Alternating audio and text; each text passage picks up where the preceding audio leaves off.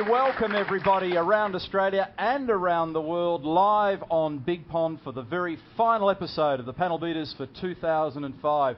We've got an end of school vibe and an all-star cast this evening. We're on air for the next 90 minutes and we're going to discuss V8 Supercar racing. And before we do all that, it's time to welcome my esteemed panellists and all the special guests that we have here this evening. First of all, we've dragged him back out of the forest, pulled him back from the rally. He was sobbing. He wanted to come back to V8 Supercar Land. Welcome, Gregory Russ. Hello, Neil Crompton. I guess that means next week is Schoolies Week, does it? It is, yeah. Fantastic. You can imagine what Bradley would be like in the middle of all exactly. that. He's been roaming every McDonald's in Victoria for the last 5 days. We've managed to drag him out backwards from a McHappy Meal. Welcome, Bradley Jones. Yeah, thank you, Neil. It's a true story because I rang him yesterday. I returned his phone call and he paused me after about 5 seconds, said, "Hang on a sec, mate. Yeah, I'll have a McHappy Meal, a chocolate sundae, large Coke, 2 Big Macs." So Bradley's well and truly prepared for the Big Pond Grand Finale this weekend. It was we were doing the big You're a treat. finely tuned athlete, aren't you? I have my son with me and I'm training him. He wants to have McDonald's morning, noon and night. And so we stayed at a motel, we had a pillow fight, then we did a couple of radio interviews, jumped in the car. You got pretty puffed pretty early on in the pillow fight, wouldn't you? Yeah, that's all right, he's little, I can push him down. I won that, by the way, and then... And so now it's appropriate to welcome our guests at the far end of the panel. Please put your hands together for Greg Murphy and Craig Lowndes. Thank you. And we've got a very live audience here tonight. Give yourselves a round of applause. Hey, welcome. We've got special guests in from all around Victoria and various other parts unknown. Thank you very much for joining us this evening, folks. This is a very incisive program. We talk a lot of sense for the next 90 minutes. We go through all the very, very critical aspects of V8 Supercar racing, and then we slag each other. I was going to say, I thought I was on the wrong show. And that's pretty much how it works. And we'll be looking forward to speaking to some of you this evening. Rusty's going to go out onto the floor, and I think we've got some prizes for the most appropriate questions. 4 big prize packs to give away, thanks to Big Pond. We've actually got some red frogs, 2 or 3 red frogs for the best questions, or something like that. Got one less now. We've had... Cue, Bradley. We've had 2 hours of practice here this afternoon at Phillip Island in very hot, sticky conditions, very fly-blown down here. So, Bradley, you should shower before you come to the racetrack. And the net result of that is that Jason Bright was the quickest man, a 1 minute 34.3 from Marcus Ambrose. Craig Lowndes, Craig the Knife Lowndes in third position. Stephen Richards in 4th, then Todd Kelly. I'll get rid of all my teammates. Yeah, that's right. and I might add, another one's gone, but we won't even get into that yet. We should explain it, well, shouldn't we? Yeah, we should. Because it's all about you. There's nothing to do with you getting your knife in the mow, would it? No. No, I don't think so. It's a bit harsh, I rection. Whatever you do, don't ever be Craig's teammate. So just stay well clear of him, because anybody that hangs out with him, big trouble. Yeah.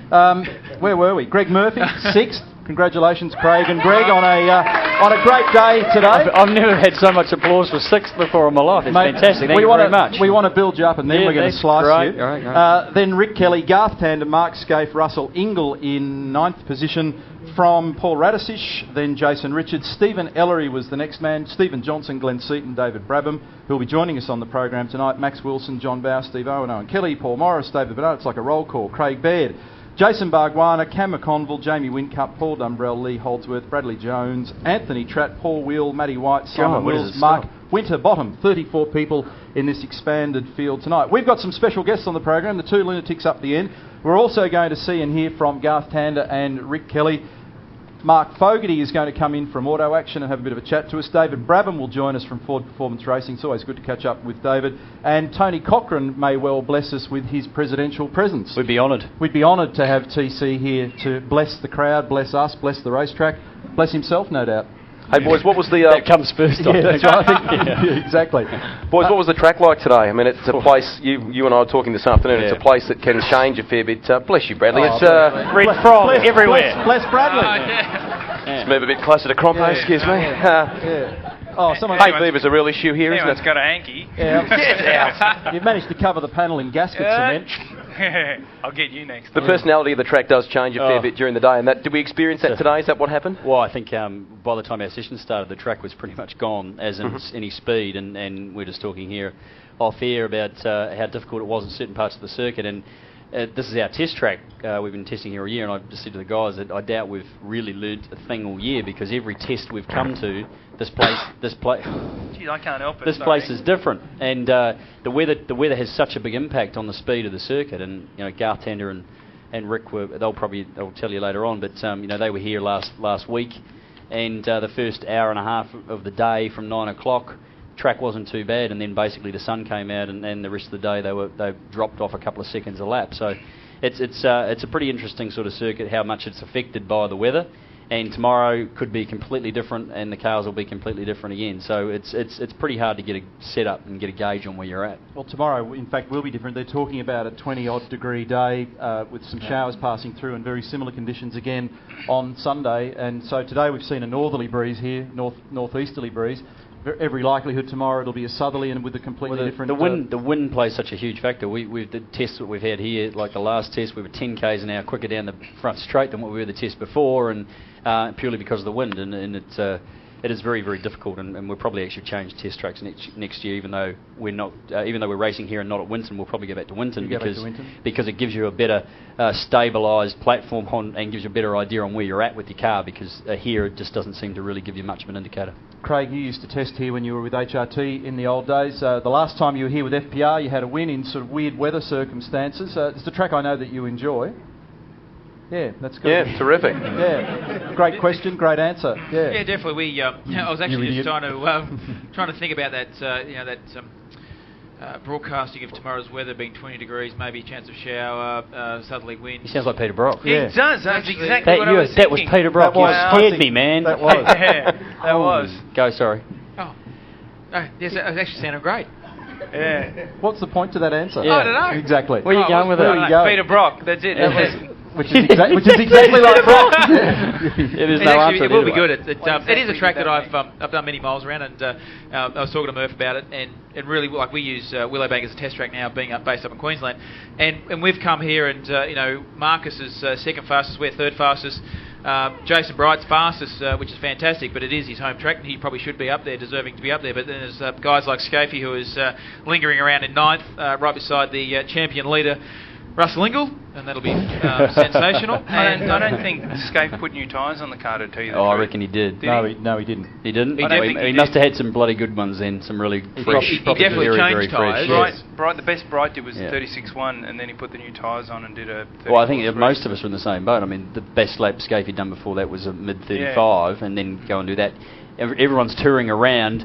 I mean, you were running around there on a set of tyres doing 36 deads for 4 or 5 laps, and that was the best you were going to do on those tyres. And then you just don't go and find a second and a half straight away. It's amazing, isn't it? Without Without changing tyre and putting a decent one on. So when they were here last week, it's hard on tyres, isn't it? Well, it's not so much hard on tyres. Sorry, Neil. It's just that it's just so sensitive that the track changes so much that the tyres seem to sort of fall into their pattern fairly quickly, and then they don't do anything else. I mean, it just doesn't matter what you do after that. They fall into this sort of state, and that's it. And you need to put more tyres on to see where you're going, because no matter what you do to the car, it doesn't change. It does work the right rear very hard, though, doesn't it? Absolutely. Craig made a very good point before, and the whole reason we've got such a great crowd here today and for the weekend, of course, is this is a championship deciding round. You are one of the key contenders. Russell, you pointed out, is leading this series. What is your thought venturing into this final round of the weekend? Are you affected by it? Do you try and not think about it? How do you approach the weekend? No, look, I approach the weekend no different than what I probably have in the last couple of 3 or 4 meetings. and excuse me, and basically we need Russell to maintain his terrific performance down in 10th. And if we win, I think hypothetically, if we win all 3 races and he comes, I think, 9th or worst, we'll win the championship. Or if he comes 9th or better, he wins the championship. And really for Russell, I'm sure that all he'll do is circulate, score points, and keep an eye on where we are. But it's fantastic. You've got 5 guys going into this weekend with a potential chance of winning the championship. There's probably you probably say there's the top 3 guys that have a chance, which is Marcus and myself, with Todd and Scaife closely behind us. But really, for those guys that have an opportunity, we need to have a bad run. And I can't see 3 drivers having bad weekends, but you never know. Indy, the top 6 guys, which Indy was at mine and the team's turnaround from being in sort of 6th midfield of the championship to right back up in the top 3. So anything can still happen. And Craig's already had a win today. Tell me more. Well, they had the Atari shootout this morning with the new PlayStation 3 game, and he won and donated. Well, he didn't donate, but people put $3,000 up to give to charity. In fact, he did a fantastic job, except he punted the bloke off who was winning on turn 2 on the last lap. And who was that? Me. I thought it was being realistic. Yeah, it was. Yeah. Except for you're sitting there with your controller doing this. Well, that's what you do. Hey, I was in front until you ran into me. Give me that bag. You idiots. Craig, it's been a pretty successful year in terms of race wins for you. Yes. 5 wins, I think, so 4. far. But Four rounds, I think. Yeah, no, I'm talking races. Oh, as races, distinct from sorry. rounds. But a couple of black holes along the way. I mean, Bathurst was obviously tough. New Zealand, you didn't get to start a race. China, you had some issues. And so it proves that DNFs in the championship are a very dangerous thing. If you look, for example, at Russell's performance through the year, his average finishing position is in the 8 point something or other. But he's finished every race, but he failed to start one at Darwin with that starter problem. So finishing is key, and therefore it's key for both of you this weekend. Oh, definitely. And I think the way the championship points are, we always sort of whinge and moan about it, and being able to drop your worst round or your, I guess, the least amount of points after Bathurst was the cut-off point. Really, the championship for us was starting then, because you got go to Indy, which is potentially a crash fest. Tassie, which is is always very close with the cars, and then you come here, and really for us, we've had so far the last 2 out of the last 3 remaining rounds, we've actually scored good points, and look, like as I said, we need Russell to have a bad weekend, which I don't think he will. Like, he deserves to win. He's been 4 times runner-up. He's a choker. Oh, that's hard. Oh, Bradley. That's a hard Bradley, call. that is a big call sitting in that seat. That is a big call. I said the same thing on Superstars, and he didn't even bite. I expected him to climb over the desk and try and kill me. No, he didn't need to. He was too busy going for skate. Yeah. Welcome to the program, Russell Ingall. Yes. I said to him, look, Greg Norman lost a lot of championships because he choked. You've been the runner-up in 4 championships. You're a choker. Let's hope that you can do the job on Sunday. I mean, I hope he wins. He's not. Hey, I got to tag it with Did that. you catch Otherwise, that people edge will way become there? bitter. I think the interesting point you made, and it's one that and I think it's great the championships come down to the wire for the chance of up to 6, but really realistically probably only the 2 to win the championship. You said Russell averaged 8 point something position. Yes. To be leading this championship. Yeah, which is an amazing stat. Yeah, and that's the bit I don't like about it. No. And Lowndes won 4 rounds, and he's still chasing, and it's because you have the DNFs. And but don't you... Huh? I understand what you're saying, but don't you it's think a catch-22. Yeah, that's exactly right. catch-22, Because the championship, if someone's a little bit dominant, will be over in June. So yeah, you need to... But you see that, and that's right. But I still think that by being the best in the field or best in class, you deserve to win. But if Russell continues his average, which is 8th, and he wins everything, it's going to come down to the wire, isn't it? Yeah, well, it's it is. It's going to be absolutely close. It's great, but I don't know. That's just my point. I mean, you average 8 points something to win this championship. Championship's all about being a champion, being up front, have good car speed. I agree. I mean, we've had a lot of championships won before the last round, and that's not great because a lot of people probably wouldn't want to turn up to see a non-championship decider.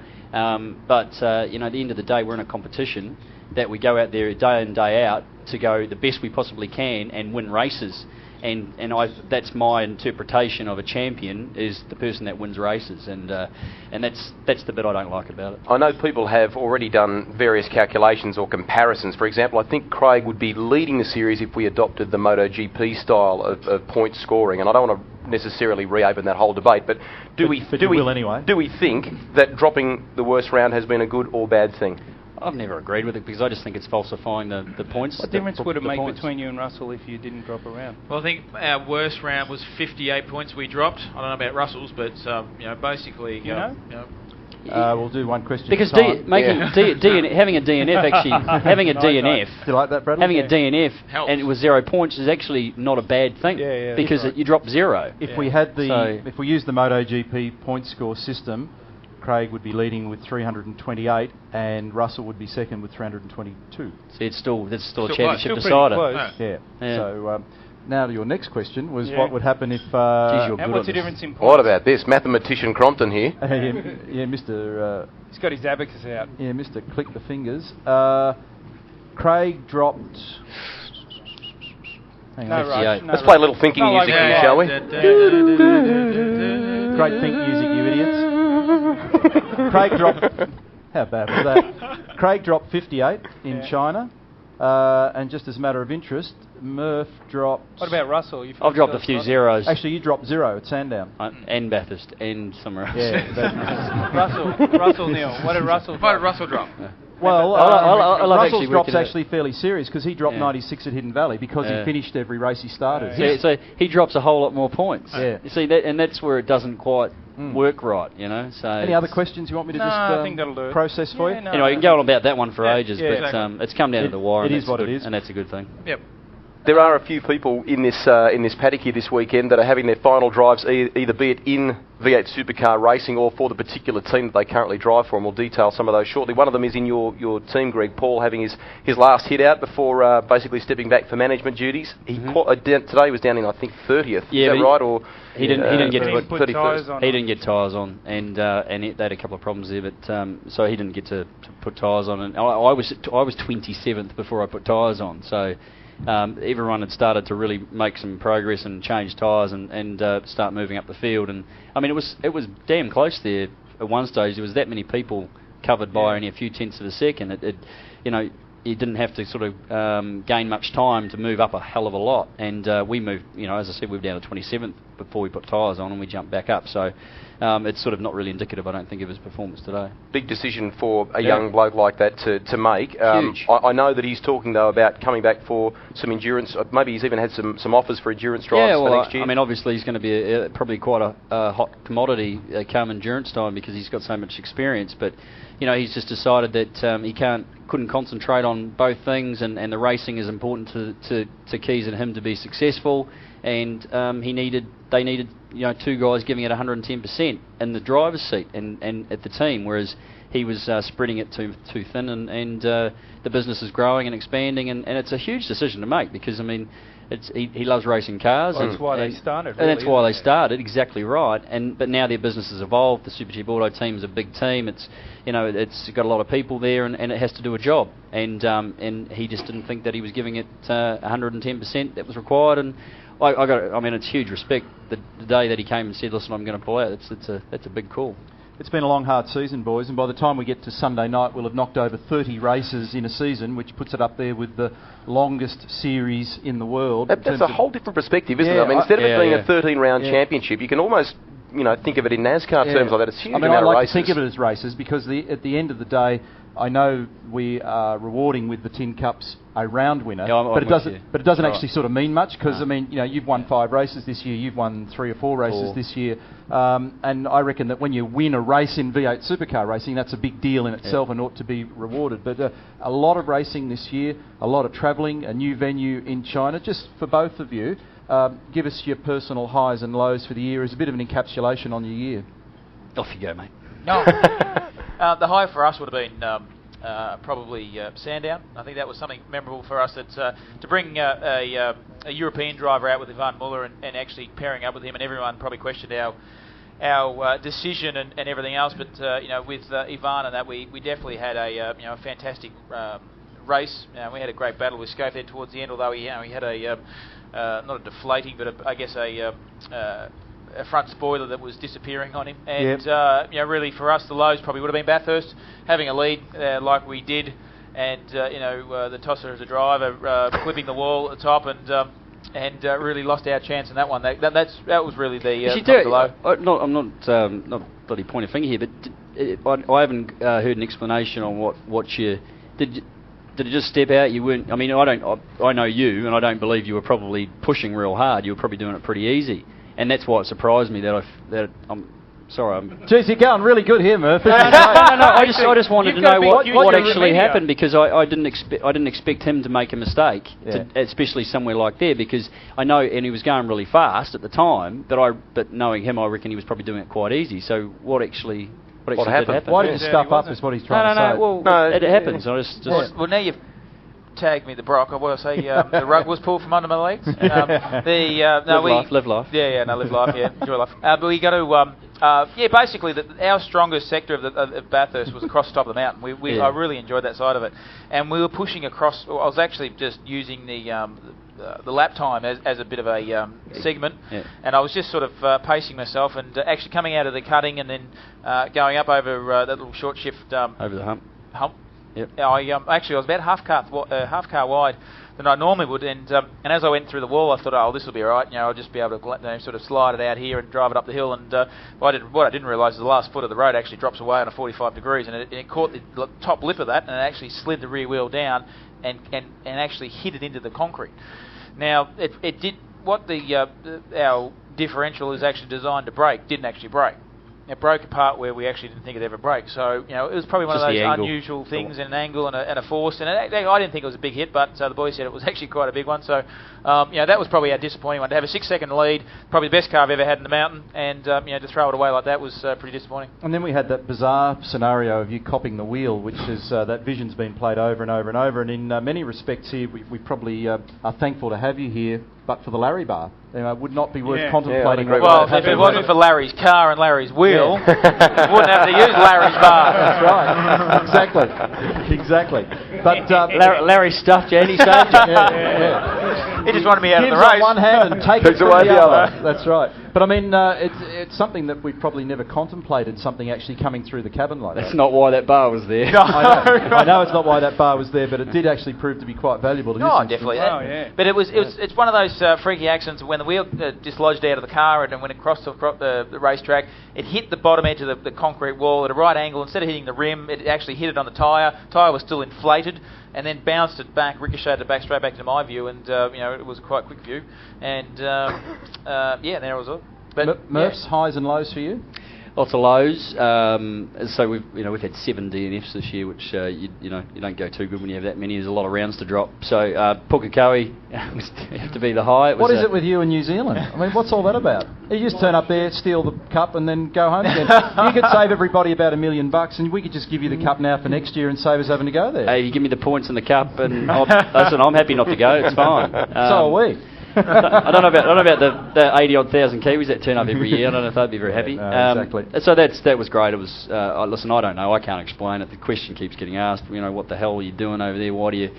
Someone's going, well, if he drove like that every place, he'd win the championship. Well, it's not. I hate it when people say that too. Because you do the same anywhere else. The fact is, you work hard every week and not. Yeah, I just go to Pukekohe, work really hard. The rest of the year, I just take it easy. Are you doing any more of those television commercials that our audience tonight have not seen over here, or certainly haven't seen? There's no point in talking about them if they can't. Why don't we talk about them? No. Tell me, just walk us through. Anyway, some of the lows of the year started at Adelaide, and we had a bad run in Perth. We were leading in Perth and had an axle break behind the safety car. That was one of the most ridiculous things that's ever happened. And you're hard on cars in safety periods. And I suppose Bathurst there was something happened there that was probably a bit of a low. And other than that, the year was had a few ups and downs, but it's been an interesting one. And we know next year will be a lot different. We've been through a lot of phases, rebuilding phases, and a lot of things going on this year, changing engines, all sorts of stuff, and it certainly had a bigger effect on our performance in a lot of respects than what I ever envisaged. And next year will be a lot better. Super quick remark, because we've got to go to a break. What are you going to do over the holiday? Not a lot, actually. No? We're staying in Melbourne, and I'll be hanging out with the family and the kids a fair bit, going to the beach and doing probably a bit of water sports, and I might shed up to Mildura and see what the idiot Kelly boys are up to and do some helicopter flying. See if you can hurt yourself. Do some helicopter flying, and other than that, I'm going to really relax. What about you, CL? Pretty much the same. We'll might have to drag out the camper and take the kids away and to do nothing. Yeah, how's Neil Jr. travelling, all right? Neil Jr. is actually great. He's we actually left him with grandparents this weekend because we just didn't want to have that connection of you two running around the corner of each other. But he's great. He's running around being a little terror like you. Imagine that. Thank you very much for coming along tonight. Thanks, Greg guys. Murphy and Craig Lowndes. Thanks, everybody. Have a good night. Good luck on the weekend, boys. We'll take a break on the panel beaters. When we come back, we'll meet the blokes who were very successful at the last round, Garth Tander and Rick Kelly. Back after this.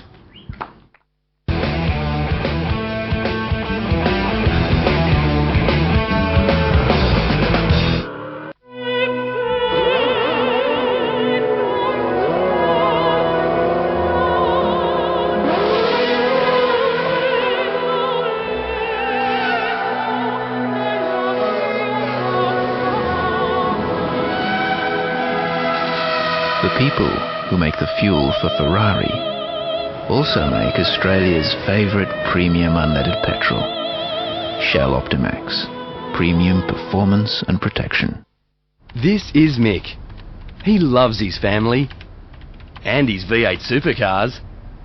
He also loves KFC's supercharged Zinger Burgers, and they make him want to supercharge everything.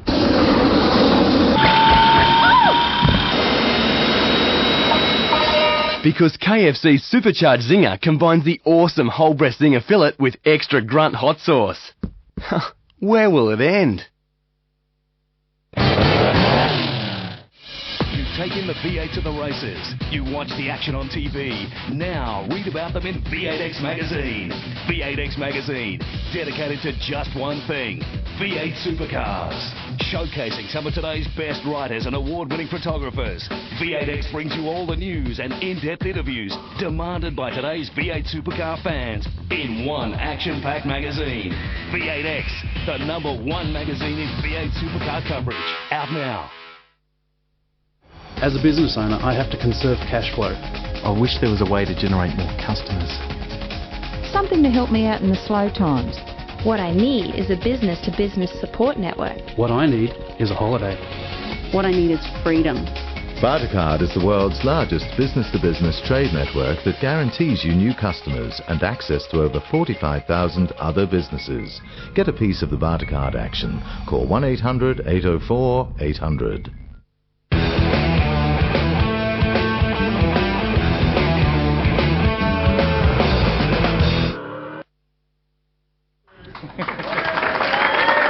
It is a happy occasion because we are broadcasting live a wonderful audience here at Phillip Island, the final of the V8 Supercar Championship Series for 2005. The championship deciding round. A little sad though, I've got to work with Crompo and Brad Jones once again, but that's okay. Please make welcome. What's sad about that? Our new special guest from the HSV dealer team. Please welcome Garth Tander and Rick Kelly. Great to have you with us, boys. Thank you. Thank you.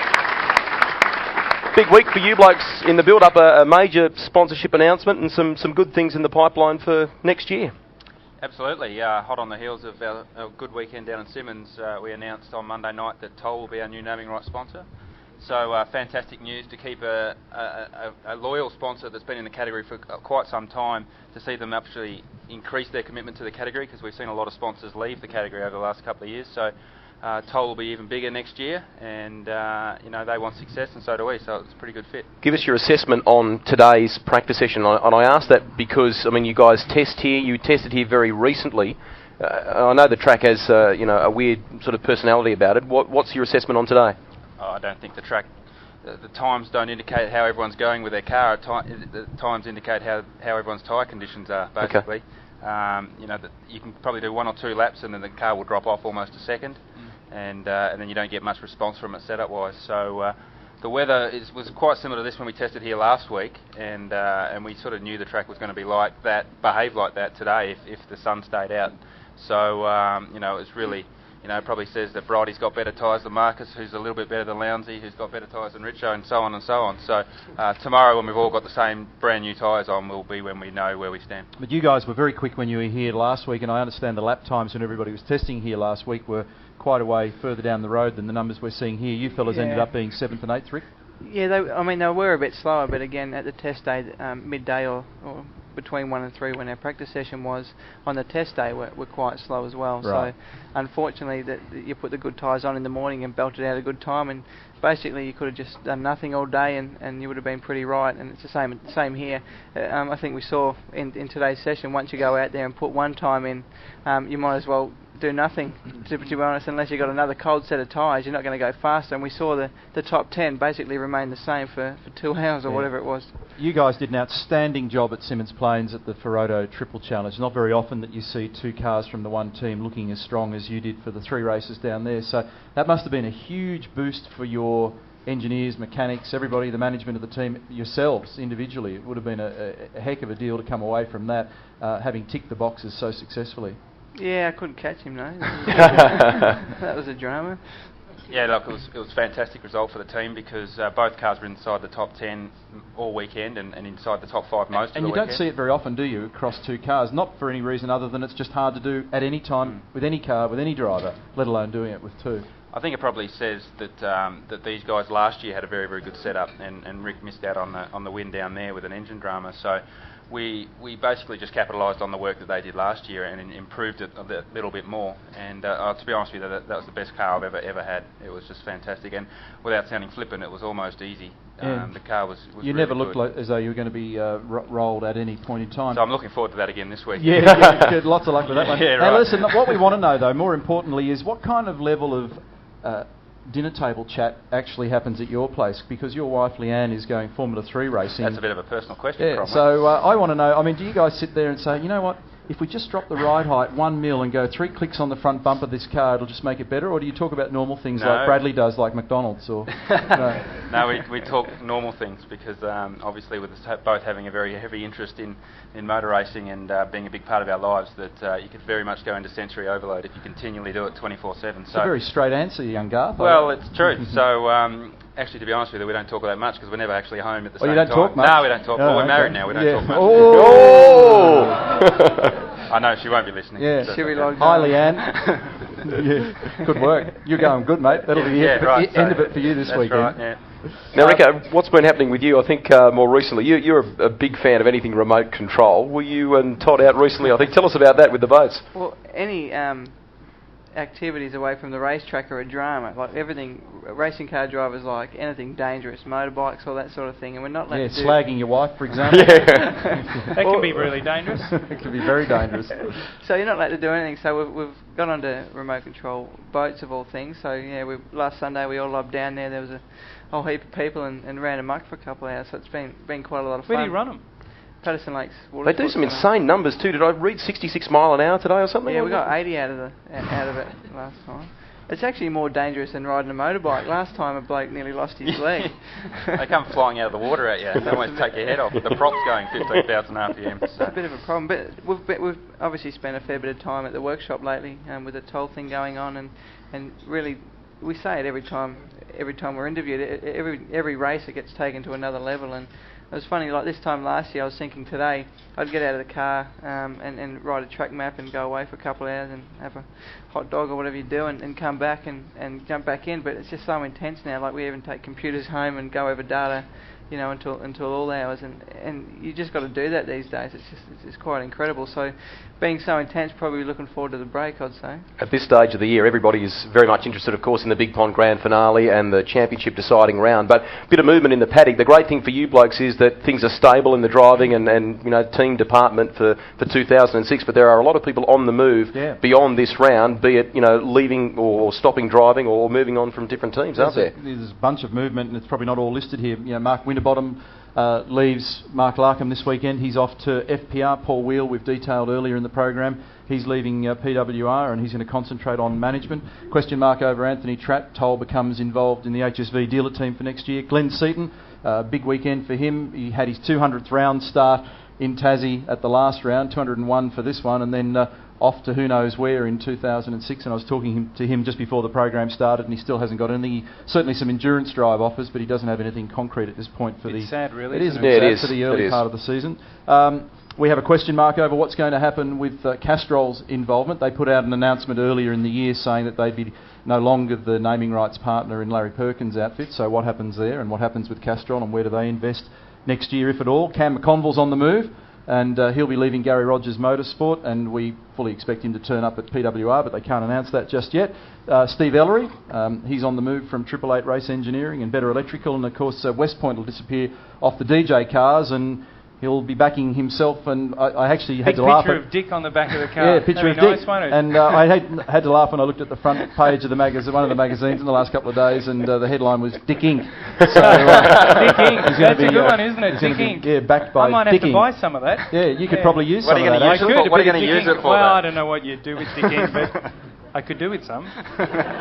Biggest name on that list, Crompo, that I know you were going to mention, of course, was Marcus Ambrose. Correct. Beyond this round, the champion, the back-to-back champion, where will we know he's going to NASCAR and on a very good deal. I guess the question mark now is that it falls back on his shoulders, doesn't it? Whether this whole thing works out and becomes quite a success for him. He'll be with a good team over there in NASCAR, and it's a multi-year plan. He's got a great opportunity to do good things for Australia in NASCAR, doesn't he? And he's announced in this past week that he's got a deal with Wood Brothers over there to do the NASCAR Craftsman Truck Series, and it's a long-term project which will hopefully for him see him step up into the Bush Series, which is like our development series, and then perhaps into the main game. It'd be really interesting if they stuck him in a cup car for those 2 road races they do, wouldn't it? Yeah, because you obviously do very well in a cup car in a road racing scenario, because he's obviously got a great pedigree, and that's something that category lacks. They're not great road racers because they turn left for the majority of the year. They're getting better. I think you'd be surprised. Some of them, they're pretty fast, I think. But obviously,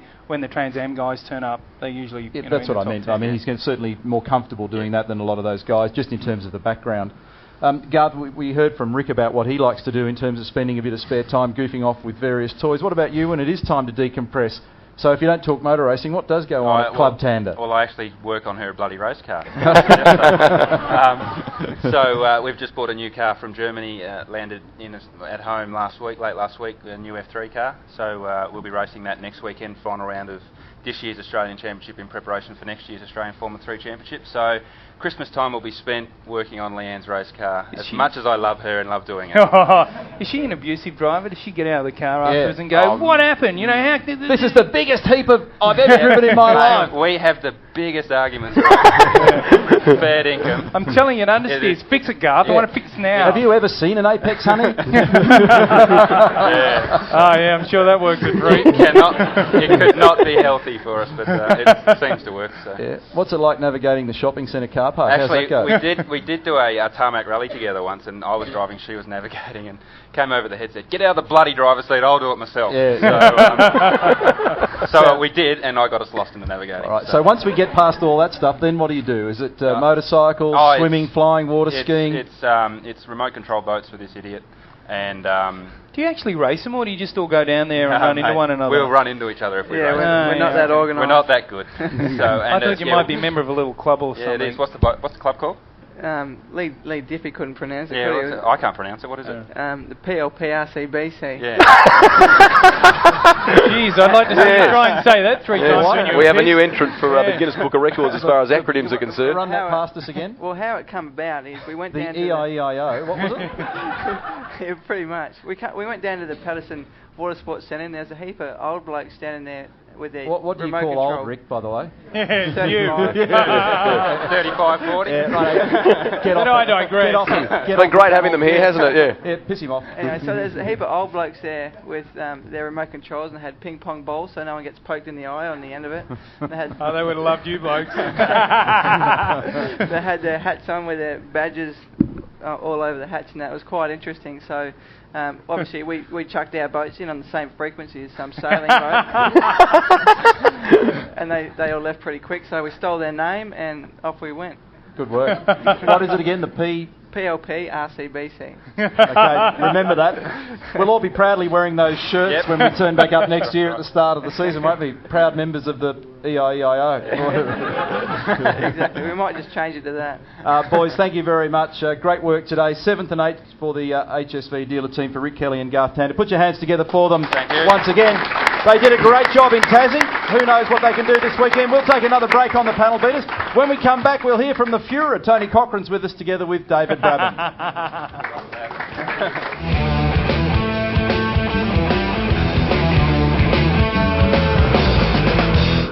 G'day, I'm Rick Kelly. I drive for the HSV dealer team. Nothing is more intense than V8 Supercar racing. We push our cars to the limit, and we push the guys preparing our cars to the limit. That's why the guys preparing my car use Sid Chrome tools. Sid Chrome tools have exactly what I'm looking for in my car: performance, reliability, strength, and that vital competitive edge that only comes from innovation and unique design. Head down to Sid Chrome's display and check out their new rotator and micro tough ratchet. Sid Chrome, the tools that rewrite the rules.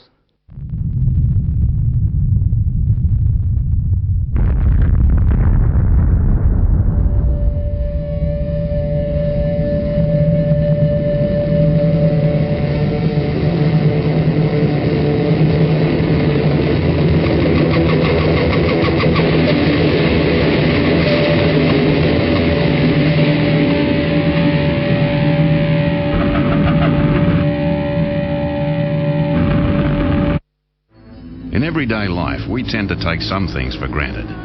A ready supply of basic items like bread, milk, fresh produce, and countless other essential goods. Road transport plays a vital role in maintaining our Australian lifestyle. But it only takes one break in the chain to upset the whole system that we rely on every day. Most people don't know it, but they're probably depending on Australian-made Kenworth trucks to deliver the goods, day in, day out.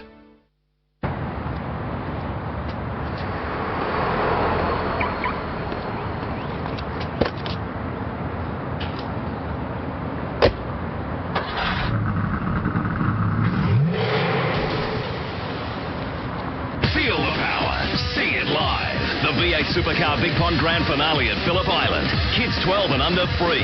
November 25 to 27. Pre-purchase tickets and save. Book now at ticketmaster.com.au.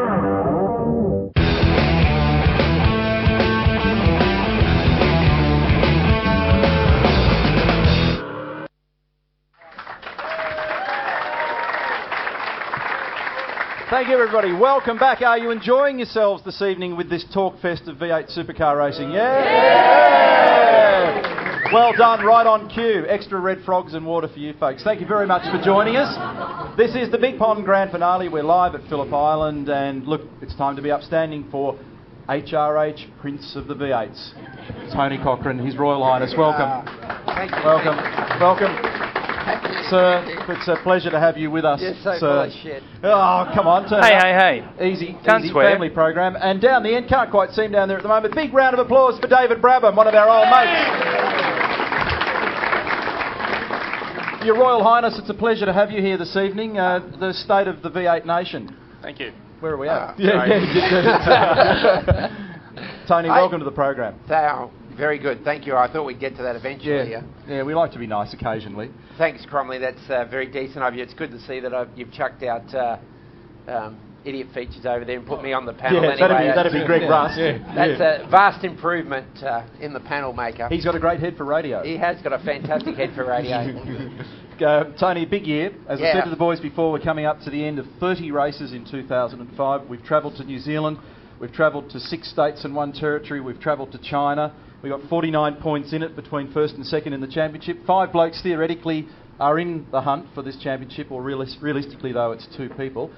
Business is pretty good, and I guess as the top banana, then you'd be pretty happy with where we're at the moment.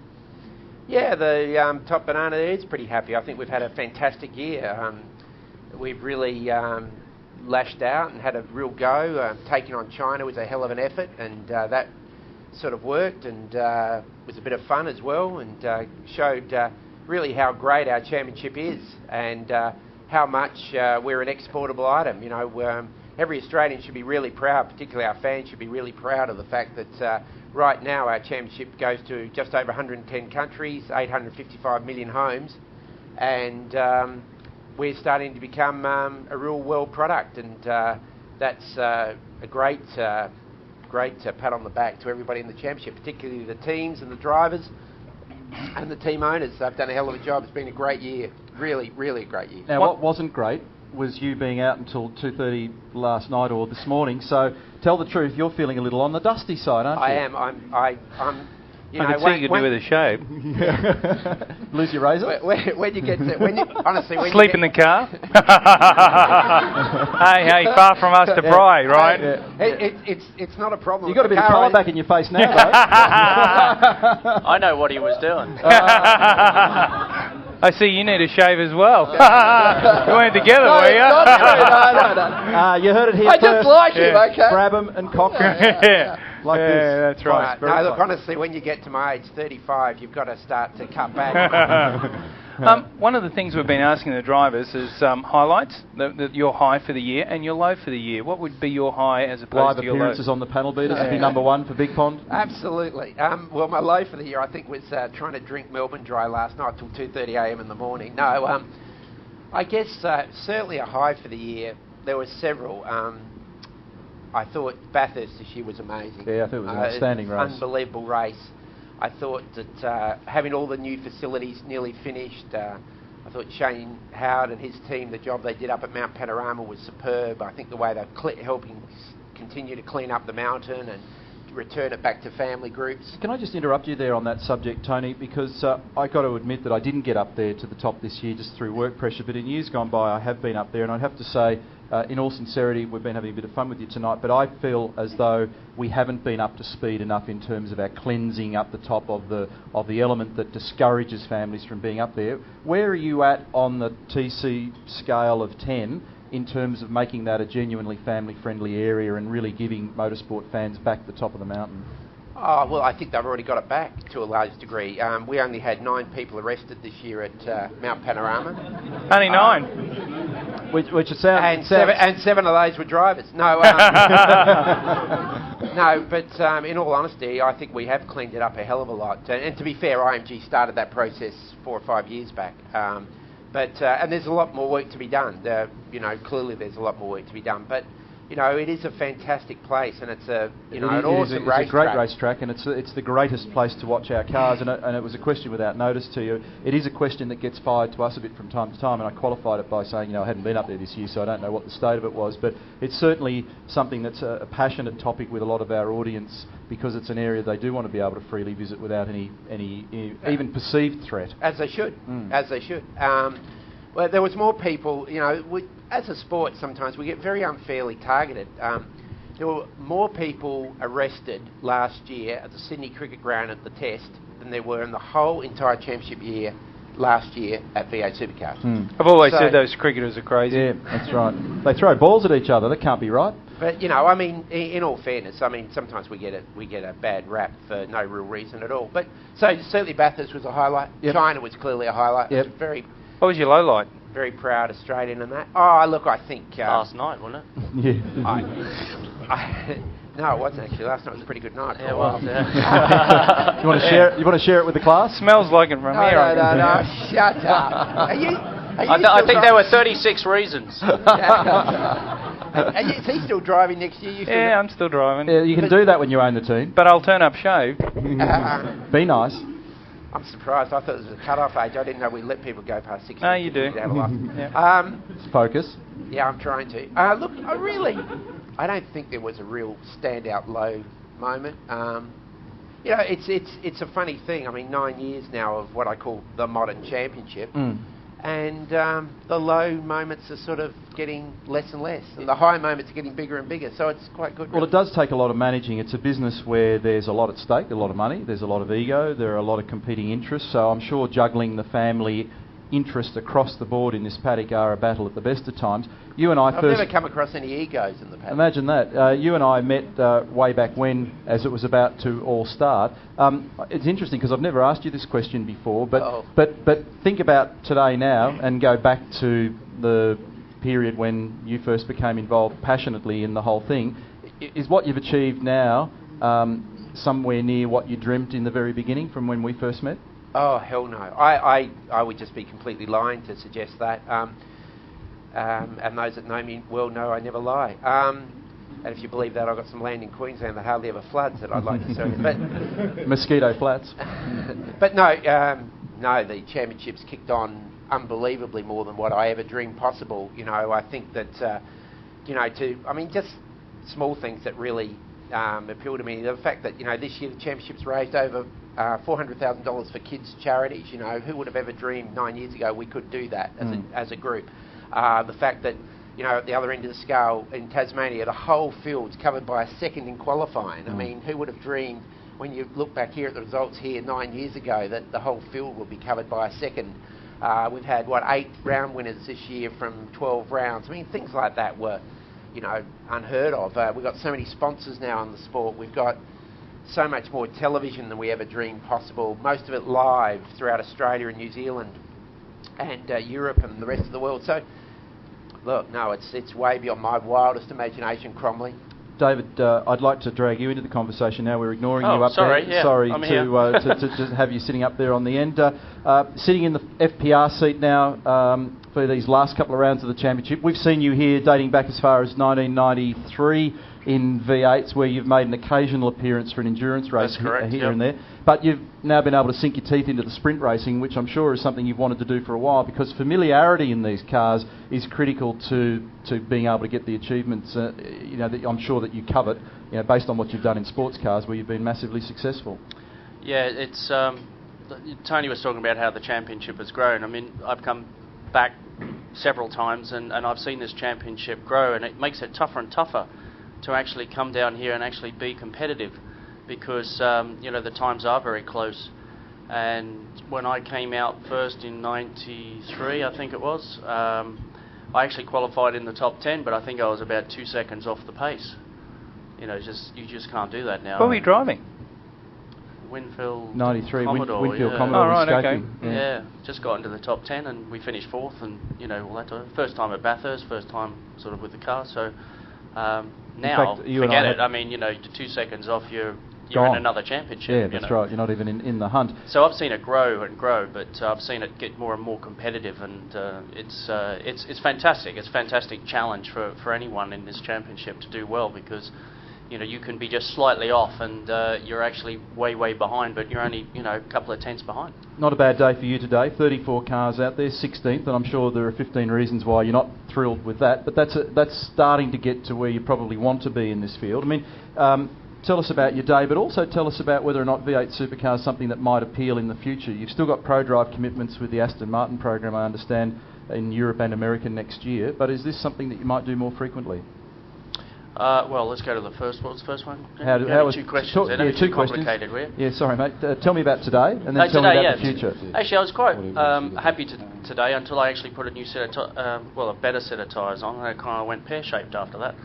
I think when I came in for a set of tyres, I was about 8th or something, which I thought was pretty good on the old stuff, and we were actually making good gains. People went slower, we got quicker, and when I put the fresher rubber on, just didn't put it together and ran wide on a couple of corners. And I'd say that's something I've not got right yet, was when I get a fresh set and actually get out there and nail it. Now, did you fly down here Ozjet? Yeah, of course. Of course. Good corporate man to the very end. That was for the boys up at the back right-hand corner there. It's a good evening to Paul Marinelli and Rod Barrett from Ford Performance Racing. Say hello to the boys down there in blue. And say hello also, particularly for the Greg Russ family back in Sydney, who are just bawling their eyes out because they've not seen him for the last 10 years. He's over there, and you've found... Actually, we've had a few emails complaining about him not being on, That's right, yeah, and they've Mr. and Mrs. Rust, fiancé, Sarah Rust, thanks, Mum. all the Rusties. Mate, you've got a customer over there who's... I've not finished my... Oh, I'm sorry. This is going swimmingly well. Please continue. I was told by the back boys, around. but just don't hold back, because you'll just get steamrolled. That's right. And I'm not going to get steamrolled, all right? I've got another question. Gag him. David, Someone please. gag him. And I even remember it. Go for it. You have the floor. Martin, Don't let us interrupt. Yes, I'll prompt. Go on. Yeah, I mean, I've been overseas for 16 years, and so I'm obviously fairly settled over there. I have to say, each time I come back, I feel like I'm kind of missing out on something as well. You are. Well, especially last night when you and I, when we sat next to each other, while there were 36 girls going past in bikinis, trying to judge which one was the best one. No wonder it was a good night. We judged the final of Miss V8 Supercar last night. It was very good.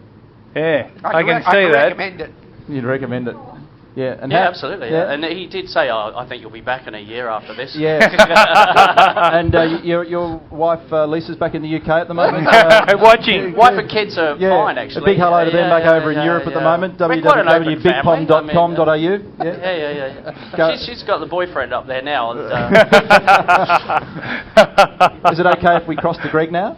Is that all right with you? Right, Greg, go ahead, mate. Thank you very much. We've actually got a question for David. In fact, we welcome Ralph. Where are you from? Melbourne.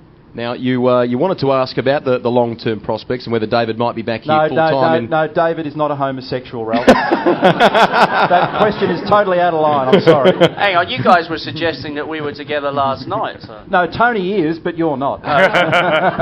What's your real question to David? Yeah, go on. You've actually already answered part of it, but there you just look into it a bit more, David. Do you think you get the recognition when you come back to Australia for what you've accomplished overseas? No. Mind you, we do our bit here. We try and pump up your tyres, don't we, mate? It's It's a difficult one. You know, I suppose if I look back at my career, I have achieved quite a lot of championships, and you know, I got to Formula One as a young go-karter here in Australia, not really knowing where my career was going to take me. And 7 years after I started karts, I was sitting in a Formula One car, which, you know, had a little badge called the Brabham team, you know, which was kind of special. But out of sight, out of mind is how it works here. So, you know, with the championship and everything that's so big, and the fact that the media have grabbed hold of this championship the way it has, you know, if I'm overseas, you know, I'm overseas and I'm not here, and you're kind of a little bit out of people's minds. And I think that also runs through our whole family, in a sense, you know, with Gary and Jeffrey all going overseas, and like myself, have had our careers outside of this country. For all of us, yeah, I think, you know, we achieved a lot as a family, and perhaps on the media side and the general public don't quite know what we actually did over there. But like I said, it's out of sight, out of mind. It's just the way it is. It's timely that you talk about family, in fact, because you've got another quick question on that note, don't you? What's younger brother Gary doing with himself? He's older. He's actually older. Yeah. David's the baby. Actually, Gary used to do motocross. He used to terrorise us. Yeah, exactly. Your old man wanted to kill him. When did he do motocross? Oh, for a little while he raced motocross. Was that before or after you and I? That was after. Oh. Gary, he gave up racing some time ago, and he started up a chocolate business to begin with. Wanted to get away from racing, and all the chocolate melted, so he went off to do some other things. And he's actually got an online driver safety, so he's kind of involved in cars, but he's on the roadside for trucks and cars, and a safe, you know, doing driver safety. Wonderful. We have some wonderful prize packs to give away tonight, so keep those questions coming and keep the thinking cap on. We've got some 2004 V8 yearbooks to give away, which will be autographed as well by some of the people here on the panel beaters tonight. We welcome John. You've got a question for Tony Cochrane. Tony, V8 Supercar race Homebush. We've got the A1GP people talking to the New South Wales Sports Minister. What have we got to do to get a street race in the largest capital of Australia? Bloody cheeky, those A1 bastards, aren't they? I mean, they turn up, Johnny-come-latelys, and they rip off our circuit. What are they thinking? Yeah, well, my God. Look, it'd be fantastic to have a street race in Sydney because, you know, it is such a fantastic international city and destination. I think we've got more chance now with the new Premier. Can I say the old Premier, whose name was Carr, didn't even have a car? So he was hard going. To be honest, but I think the new guy is firstly he's a fan of the sport, follows V8 Supercars. That's good. It is good, and so I think we've got a bit of a chance up there with the street race around Homebush. I personally don't think the A1 guys have got any chance. I think it's a great piece of hoo-ha in the paper. Street circuits cost a lot of money to set up, and you would not do it unless you were pretty confident that it was going to be a financial success. And without blowing our trumpet, I honestly don't believe in this region of the world, with the exception of F1, anybody else would consider doing a street race without V8 Supercars present, because you'd be a maniac to do it. It costs you about 20 million to set up a street race, so it's not exactly a cheap round of drinks. We've got Alan, who's joined us now as a part of our audience here at the Big Pond Grand Finale. Now, you have got a question about, I guess, ways to spice up the racing, perhaps? Yes, just 2 years ago in the Grand Final we had a full field shootout for the position, so drivers are drawn out of a hat. I just wanted drivers' perspective and also from the organisers about, you know, the spectators of some more involvement in that way, where it was really good. It was really enjoyable. Would you do that? Wow, that surprises me, because most people thought it was like having your teeth pulled out without an anaesthetic. We did the market research amongst the fan base, and they unashamedly came back and said, stick it where the sun don't shine. We don't want that anymore, and the drivers hated it. Yeah, it was it was nothing really. I mean, you just went out and ran around. I must admit, I'm a bit of a fan of almost the other direction. I loved the shootout for certain big occasions. I probably feel that personal comment only, and it's not how we're currently running the business, but I like the shootout at Bathurst and a couple of the other flagship events. I'm less of a fan for every single event, but everybody's got their own take on what works and what doesn't. But we did run that, as you suggested. I think it was at Eastern Creek, wasn't it? It was Eastern Creek. 2 years ago, and we watched the whole field basically do a shootout, but she was pretty long and fairly uneventful. And Brad still only finished 30 seconds. So, I mean, the whole idea of the 32-car shootout was hopefully Brad could finish higher up than 32nd, but it didn't work. So You've been very quiet tonight. Are you all right? I'm not even going to react to that. You're okay? You're yeah, right. I'm okay. He's upsetting me, though. He's upsetting me. Are you tired and emotional? It's a fragile No. thing. Should meet his brother if you think he's a problem. Brad, you were quiet the other night, actually. Yeah. I think it's on you. Superstars. Or Super Egos, wherever it was. Yeah. Superstars. Was a good. I just sat there quietly hoping that Russell and Mark were going to punch each other in the head, and it was heading in that direction until we went to a break. I was very disappointed on that. What, that they didn't? Or yeah, that we went to a break because we were starting to liven up. No, that's why we went to a break. Yeah, I know. Aside of the actual the shootout scenario there, welcome back, Greg. Welcome back. Is there from the audience? Is there any? I guess your other part of your question there is there any other alternate formats that are being explored in any way in racing terms? There is, and it's going to be announced on Sunday. It's a secret, but we're going to reverse grid the whole field in the middle race, the whole field. So I reckon that'd be fantastic, just like sprint cars. Yeah, I'll be on pole. I've done it before. It worked at Canberra. I was off the front row of the grid. I finished 4th or something. It was Well, great. that's effectively what we had at the Japanese Grand Prix in Formula 1 this year when several of the key runners ended up the back. And that was a great race. And it actually ended up being a great race. We've got a lot of email too coming in from our Big Pond audience all around Australia. I love technology. You love technology. You'd be right on top of that with your computer at home, would you not, TC? Absolutely. Or do they have carrier pigeons delivered to your place? No. I'm right into ever since we signed Big Pond. I did the course, and I'm right into. I do all my emails. Did the course. Yeah, not that that's hard. right. Did the course. It's send and receive. Did the course. Checks the weather every morning when he gets up. The first 2 weeks was turn on. Yeah. Dearie me. First question. Jason Smith from Camira in Queensland. Is that somewhere near Mosquito Flats where you live? Yeah, Where's that? You're not pronouncing it correctly, but go on. Okay, Camira. Yeah. Camera. Smith. How else can you pronounce that? It's from Queensland. Yeah, how can you bugger up Smith? Does anyone know what's happening to Glenn Seaton for next year? Mark Larkin or perhaps Tony Longhurst's team? I don't think Longhurst is running a new team. In the other room and asked him that very question. To Glenn? What was the answer? Yeah. Well, he said, well, it'd be kind of nice to have done another year. But he says, I don't know what I'm going to do. Yeah, welcome to the program, Glenn's new spokesman, David Brabham. Yes. And PR man, Gregory. I was thinking of managing him, but it's not a very good prospect at the moment. Nice. Now listen, here's a quick tip. Don't start being funnier than the hosts, okay? Yeah. We'll get you hooked out of here and lickety split. Here's a bigger tip. It's bloody easy to be funny. Well, round of applause. Goodbye to Tony and David. No, I'm getting let's just move them out and let's do exactly. We'll get this back on the straight and narrow. Brian has joined us. I've got to inject some seriousness to this now. Yeah, that'd be your worst nightmare, waking up in the middle of the night hearing Rusty's voice, wouldn't it, just out of the blue? Go ahead, Greg. Brian, welcome. Thank you. What's your question? To the Ford Performance Racing.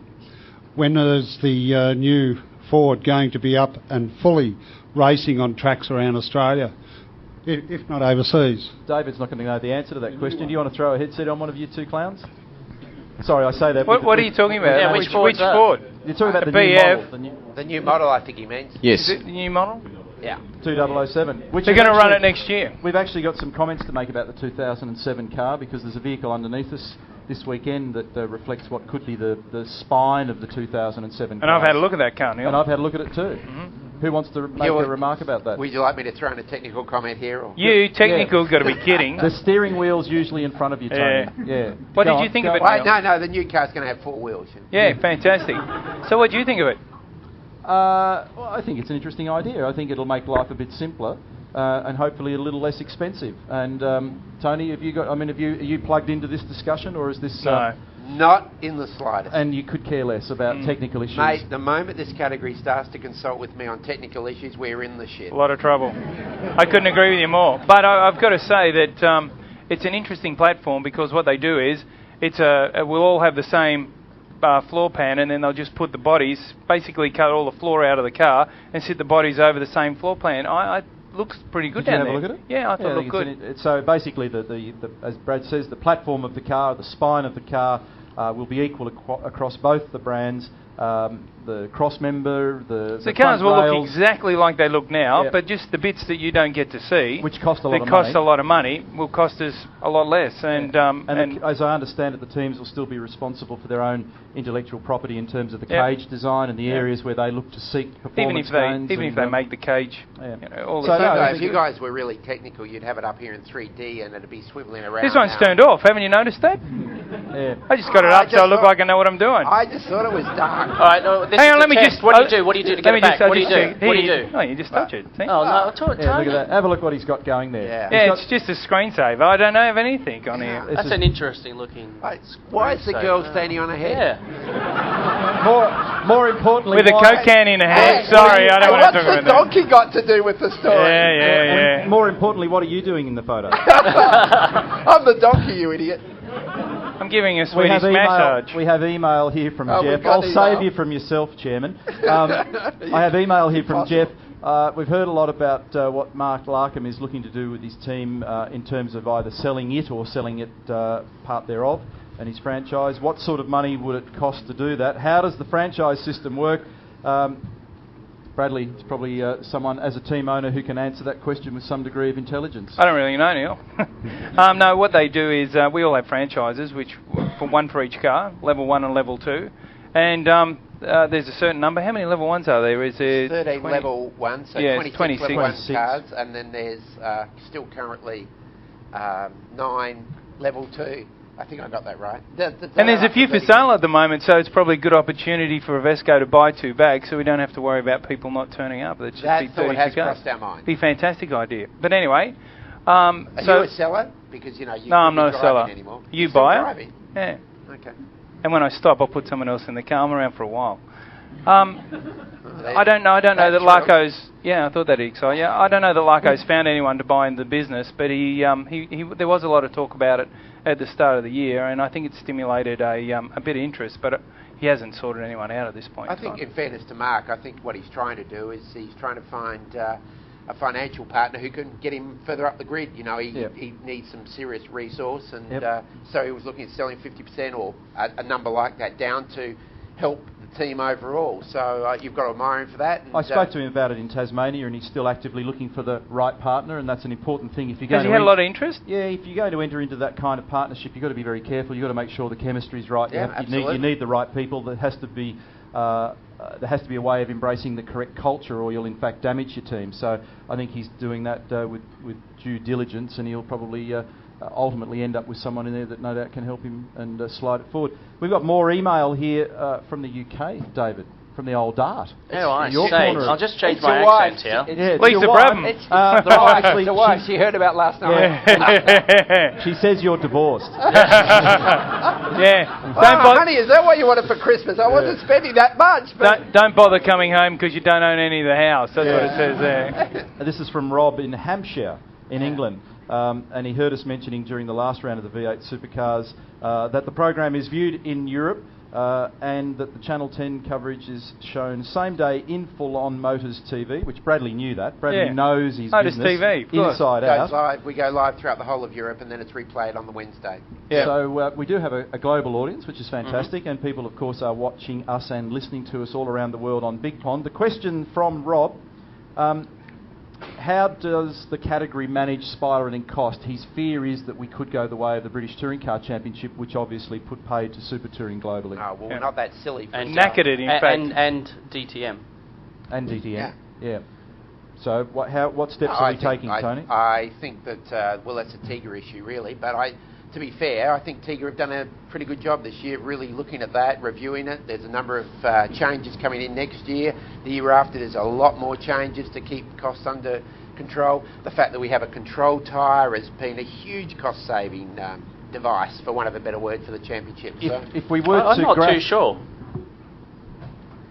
Yes, go ahead. We live here all the time. No, I know, but I know some of the budgets on these things, and I'd have to say, I mean, it's good to hear that things are being done, because I think they have to, because the budgets... Well, the BTC budgets were out of control. They are quite high. You did a little even bit of in time relation with to what we do in Europe. You with BMW in the BTCC at one point, weren't you? Yeah. But this is a problem with every racing category. You know, every series you look at always has these ups and downs.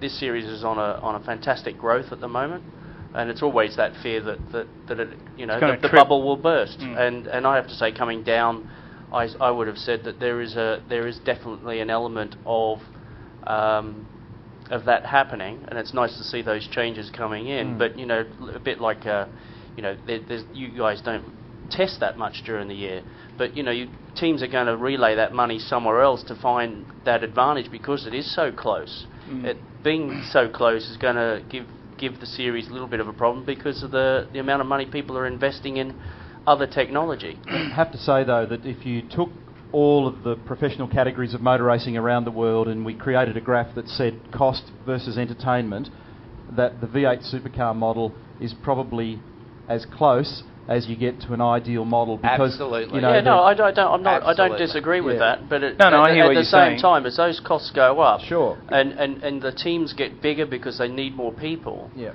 All of a sudden, everyone starts tightening their belt out in the commercial world with the big companies. Well, you've seen it internationally. Well, I've seen it many times. That's right. I've seen it many times. In sports cars, it's worst case scenario in some sense because the manufacturers come in and really spend the money, and it all looks great for everyone for a couple of years, and then bang, and they leave. They've given up. But I mean, this series is definitely laid down some very good foundations, and I think the proof is in the pudding. But I think there's still me coming back down here, just looking at it. I just think, be careful, guys. That's all I'd say. But we've got some big name sponsors coming into the sport, like Dick Inc. I mean, Dick Inc. That's right. They're coming in. In fairness, we have got some big name sponsors for next season. Oh, sorry. Let's make this a really serious. Sorry, Tony. That was a joke. You two just stop playing bad. Otherwise, I'll have to tell your mothers. Cheryl Moore has sent in an email asking if Marcus is successful in the first year in his Craftsman truck efforts, what happens in the next year? Well, he'll move up to the run Bush series. Yeah.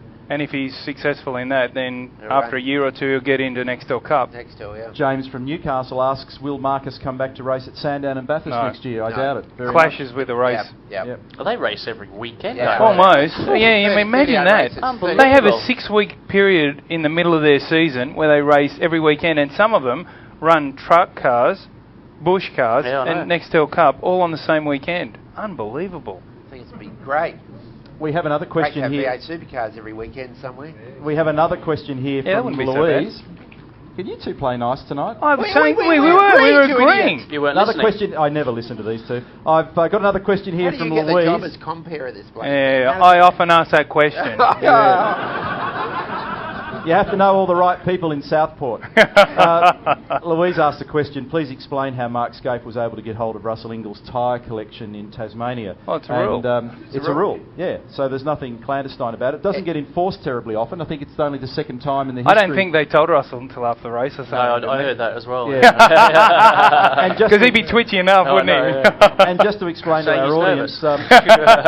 any team can do it. Any team. In order to ensure that at every level it's completely fair and there could not possibly be anything clandestine happening between the tyre supplier and any one particular driver or team, you can have Bradley and his crew arrive when all the tyres are laid out. When we first arrive here at Phillip Island, they get their allocated 12 or 16 tyres, and they're all barcoded with numbers on them, and they become the tyres assigned to car number 21 for the weekend.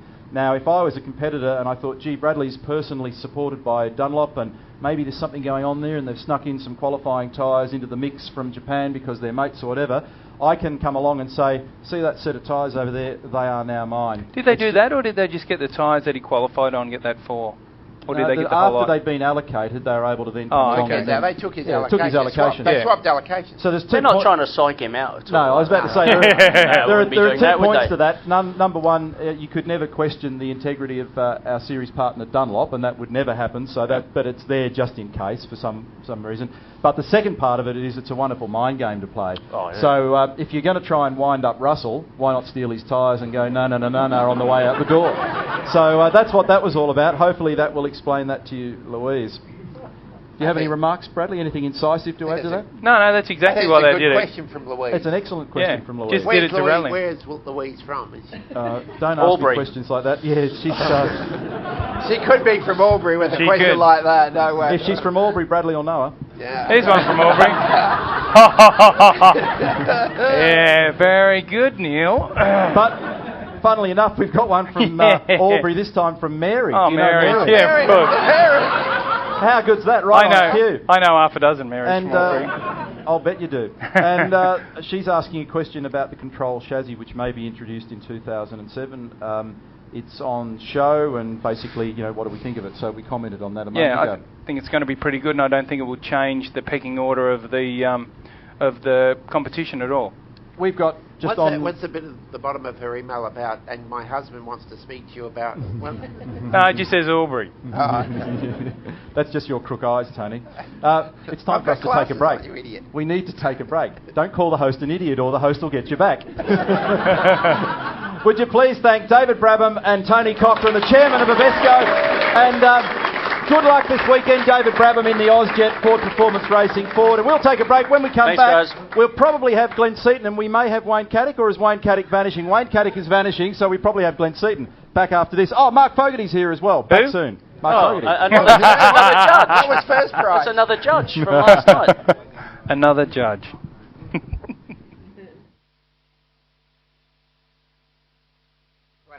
All right, thanks, Tone. Thanks, boys. Thanks, mate.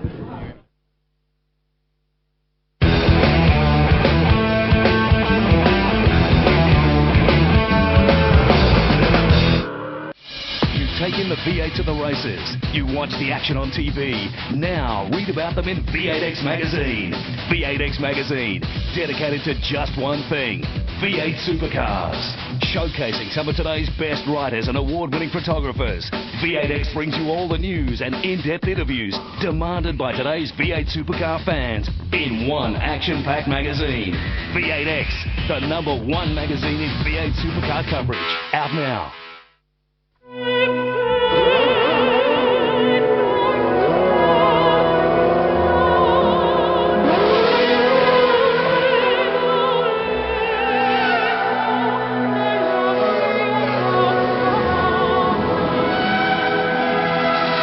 The people who make the fuel for Ferrari also make Australia's favourite premium unleaded petrol, Shell Optimax, premium performance and protection. This is Mick. He loves his family and his V8 Supercars. He also loves KFC's supercharged Zinger Burgers, and they make him want to supercharge everything.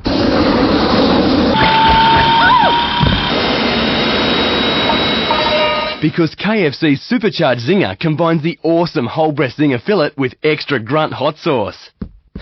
Where will it end?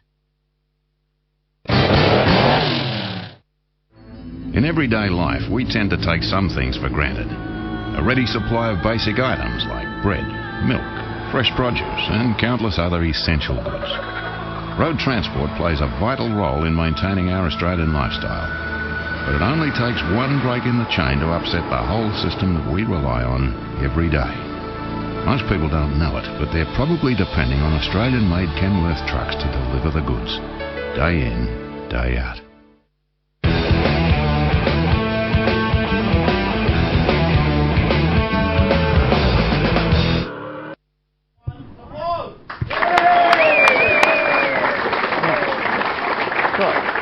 Come on. What? Bring us back. Bring us back. Welcome back.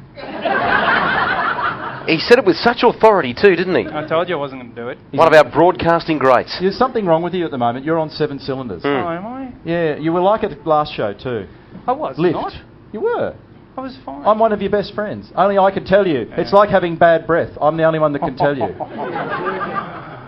Do you want to tell us what we're doing in this segment, given that you brought us back, or should I just continue, or Neil, or what would you like to do? You're steering the ship here. Yeah. Oh, the what? The ship. Oh, good. With a P. I said with a P. Good. Come on. You go. Moving right along. Oh, goodness me. Please welcome, from Auto Action, the editor-at-large, Mark Fogarty is with us, folks. Hi, guys. Editor-at-large, is he? Editor-at-large. We were talking prior to the break. What does that actually mean? Do they not have a spot for you? Does it mean that you have a great budget and you can go to a lot of different motor races around the world? I wish.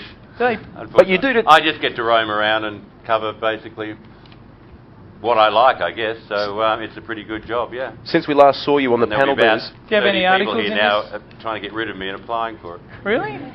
Yeah, you. I can't believe that. You'd be promoting that, wouldn't you, Brad? Do you make much money, actually? What sort of money? I do all right. Nothing like you, of course. Yeah, I'm not of course. a wealthy team owner. Nobody makes as much money I can as see Bradley. from the clothes you're wearing. I'm the only one who's not logoed. Yeah. We're all for sale. Mark, it's a pay pleasure for to have you travel? here. Let the record show that Mark is on the program because he bailed me up in Tasmania and accused me of him being persona non grata. Well, Yeah. Because we hadn't had him on the show. First and foremost, because you're intelligent and you're a journo and I've got no idea, please define persona non grata. Because I have no idea. Someone who's not welcome. See, I'm a soft, sensitive thing after all. You are not, Fogarty. You just always absolutely welcome. are not soft and sensitive. You've been ripping into us for the last 20 years. It's a terrible thing. But you haven't really ripped into me because I've had nothing to be ripped into about. But you've ripped into Bradley. No, he hasn't. I It's have just not. a bit of fun. He's just doing his job. They pay for We've all got your more. travel? We've got more email. We've got some more email here saying you. Not all of it, no, Brad. You have to pay for some yourself. I am That big technically fat check you get. I'm a freelance journalist In fact, tied I to can't- that magazine. I was editor for a little while until I got howled out of it. Oh. Not really. We talked prior to the break about the Tiga control. Oh, we're getting serious. We're getting serious. Yeah, we need a subject. I've got a subject. The Tiga control floor plan. Have you been and had a look at that? And what do you think about that as an initiative? I haven't been down yet to see it. I haven't got round to that, but the idea I wrote about it this week in the magazine. You haven't seen it, but you wrote about it. Yeah, we I was tipped off. That's a scoop. You know, like a driver's aim is to win a race. Remember, a journo's aim is to have a scoop. But we're more than one. Are you on a bonus for all the scoops that you get? Do they pay you more money for a scoop? You've One got a scoop or fascination two. with my financial resources. You could go to Baskin Robbins after you've been to Auto Action, couldn't you, doing scoops? So that was a little bit too over the Boom, top. boom. That one, yeah. Thank We're you. only a couple of low television skanks, I but we went down there and had a look, and you're the man from Auto Action, and you haven't been down there. Yeah, but I've got a weekend to look at it. Ah, true enough. But I think it's a good idea. It needs it because David Brabham was commenting on the spiralling costs of V8 Supercars. It is a real danger, as you pointed out, Neil. The British Touring Car Championship, which in the mid-90s was extraordinarily successful. I was over there covering it at the time. It was just absolutely huge, and it just drove itself into the ground by the value equation not working. Budgets got up to, in the end, £10 million. So that's probably at the time something like $25-30 million a year to win the championship. That's what Ford spent in 2000, and it just wasn't any longer value for the manufacturers to sponsor teams. It was back in the early days, in the early to mid 90s, when it cost £2 million. It imploded very quickly too, didn't it? It just collapsed completely. And mind you, I could do with 10 million quid. Yeah, it would be good. I mean, that's not going to Look happen down the here. camera, I could do with 10 That's million not going to quid. happen here anytime quick because it's a lot more. It seems to be a lot more solid foundation, and I think And the for people are aware of it. our mutual friend Alan Gow, that did terrible damage to his personal lifestyle, didn't it? Yeah. Oh yeah, It's a terrible thing for him. Yeah, well, he sold out before the thing That's collapsed. right. We saw that. They coming. bought him out to try and keep the series alive, didn't they? We've got some email here, boys, just to change the subject ever so slightly. From Did I answer the question? By the way? Kind of, sort of. I think it's a good idea. Yeah. It could potentially slash costs from $400,000, I gather, or thereabouts for a car. Isn't that right, Brad? Well, Yeah, that's it what a depends on car who you costs, talk- but yeah. and what are you thinking it's going to slash it to? All it is a floor pan. Well, yes, But it can't- it's aimed at making them cheaper for a start, but then also, more importantly, I gather, to make them much easier to repair. So Yeah. maybe it won't cut the cost initially so much, but the idea, and you know better about this, is to make them a lot cheaper and a lot easier to repair. Yeah, So yeah, that that's potentially, I guess, their long-term aim is that you could afford to have more cars, so that if you wreck one, you can either repair it quickly or just pull one out of the box. A bit like they do in Nextel Cup in NASCAR. Yes. We don't have a huge amount of time left to the end of the program, but we've got an email thanks. from Joel Yeah, at we've got Mudgee, him on just the right persona time. non grata, and Joel's touching on a subject that my dear friend Bradley gets very sensitive about at the moment, and that is when This the is a good drivers question. when the drivers swear, and that's captured on the audio in the coverage of the series by Network 10 or Big Pond. The drivers are now being warned by the investigating and prosecution officer, and in some cases fined. And he's wondering why, for example, there isn't a delay in the audio to prevent this. Yeah, that's a good question, actually. And now Bradley was pinged at the Gold Coast for using very, very naughty language. And he actually, together with his brother, bailed up his good friend Neil and abused me uphill and down Dale as though I run Network 10. That's And it's got nothing to do with me because I don't manipulate the way in which you speak. You have to... you're a big boy, and you have to make up your own mind about what are good and bad words, Bradley. You are eavesdropping on a private conversation between me and my engineer. Now, Brad to base, where is the fire truck? The fire truck? Yeah. Let's do a quick poll. Would you rather You hear won't the win audio? this. Would you rather hear the audio from the cars or not, from the drivers in the cars, folks, or would you rather have no audio? Okay. I rest my case. Now, this is what I said to Neil. Sometimes, when you're in a situation where everything's going pear-shaped, you can't help but swear, and I'm sure 99%. But that's emotive. That's what people... Be quiet. I'm sure 99% of the people in the room understand that. So I said to Neil, if it's so easy to control yourself at that point in time when things are going wrong, come in and put your thumb on a bench, and I'll hit it with a hammer, and we'll see what comes out of your mouth. Bradley's not passionate about this one. So I think if they just put it on a 3-second delay because they can't see our lips move, so it won't look like a Japanese or Chinese movie, you could listen to what's going to be said and go, ooh, that's a bit sweary, and then hit the buzzer button over the top of it. But we don't want to do that because we don't want to fool the fans. We have our multi-Logie winning producer Stephen Wood with us this evening from Network 10. Just to put you a little bit on the spot, here's Stephen over here. Is that something we can possibly do, Steve, or is that are we not able to do that? Are we able to put it on delay? I'm not a techo, so... That shot, by the way, is Steve thinking. There's a shot of Steve thinking. Get a freeze of that because you don't see it very often. Is there a blank speech bubble above? We can delay the audio? Well, you don't, but you listen to it and it's a private conversation. So if you're not willing to vent it before it goes on air, then you got to cop it warts and all. Because like I said, when things go wrong, and come over here, I'll hit you on the thumb with a hammer, you can't help... Oop, there goes a red frog. You can't help what you're going to say. You just can't help it. It's on. Before you stop swearing. What? Well, you know what I'll do before I do that? I'll get a scrambler so you can't hear me. You can't do that. You can't do that. It's against the rules. Oh, is it? Well, yes. let's see whether it's... well, let's see whether it's against the rules to listen to my private conversation. Why were they It is not against the rules. You know what? This isn't the right place to debate it, Uncle Neil. As you can tell, we've touched on... this is a trip to the dentist with no anaesthetic, this subject. Okay. You have a look at footballers. You see them. Okay? They swear, but they don't have a mic there. Cricketers, they have a mic down on the field with them, but they turn it off when they think they're going to swear. It's the way it is. Australians, blokes and women, can't help but use colourful adjectives sometimes when things go wrong. It's the way it is. I'm not saying you don't swear. I would have been one of the worst. You are one of the worst. I would have been one of the worst. I've got a friend that met him and said, wow, Neil seems like such a lovely bloke on air. And then he walked away after they met them and goes, can't believe how much that guy swears. It's unbelievable.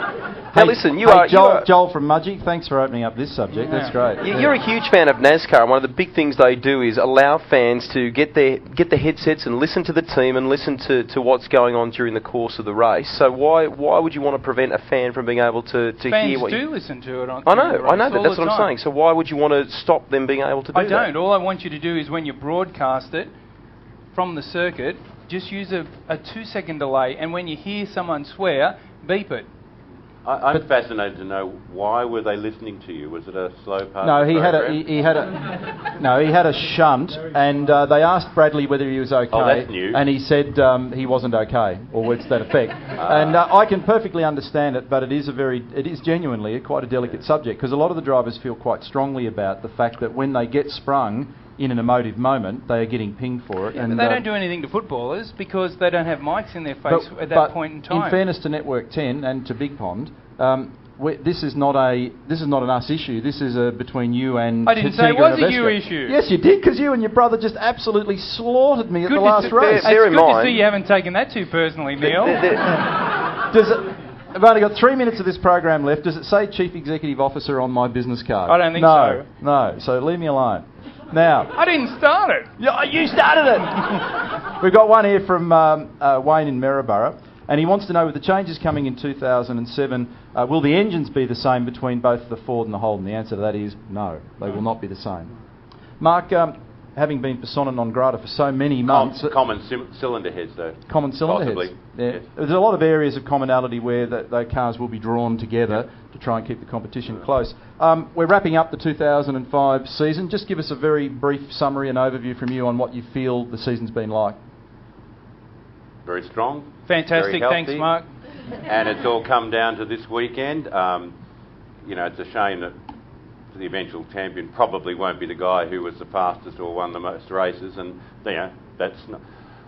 If Russell Ingall wins it the way he does, he deserves it, but it's not his fault. He's run it to the point structure. I just think a lot of people would probably rather that there was more. You got paid more for winning than you do at the moment. Yeah, but Alonso, did he win more races than Kimi? Because he wasn't they faster. both won 7 races. But there's no doubt Kimi was faster than him. He had more fastest laps, but they both had the same number of poles, or maybe it was one in favour of Alonso. Alonso actually out-qualified Kimi, but Kimi and Alonso had 7 wins apiece. Different scenario though, Brad. I mean, Alonso was competitive all throughout the series. Russell's been competitive. I think that's a bit... competitive. 7 wins versus 7 wins. That's split. Russell has won one round. 2 races. And 2 races. Compared with, Craig has won 4 rounds. And 5 races. Yeah, so, but it's a very tough championship. I don't think it's fair that you take it away from Russell. If he happens to win it, he's worked really hard. I'm not taking it away from him. You're saying it's a pity that... Yes, it's a pity that it couldn't be more based on who's winning and who's fastest. But we're just one big happy family here at V8 Supercar. We Up love next to on spend Family quality Feud, time. he will be a deserving champion. I'm just pointing out, and it's something that a lot of drivers, for a start, do criticise, is this, compacted point structure. I didn't invent this. It is just a... No, but it's a difficult one, isn't it? Because if you gap it up, and when you find out who the winner is in June or July, then it takes the sting out of the end of the year. It is always the risk, and you had Michael Schumacher winning the 2000 or 2001 championship, wrapped it up at the French Grand Prix in July. And that wasn't Sorry, healthy, boys. was it? It's 9-9. Are we off air? Well, we're very close. 20 seconds past good night. Oh. So we would like to thank Mark Fogarty for coming on. Thank you. Keep that applause going for Captain Radio himself, Bradley Jones. A happy little red frog that he is.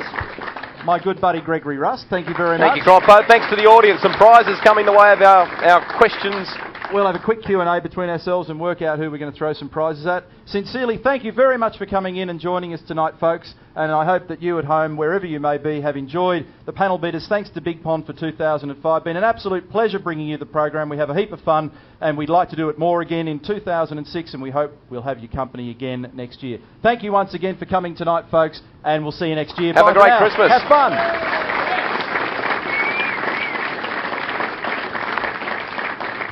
Close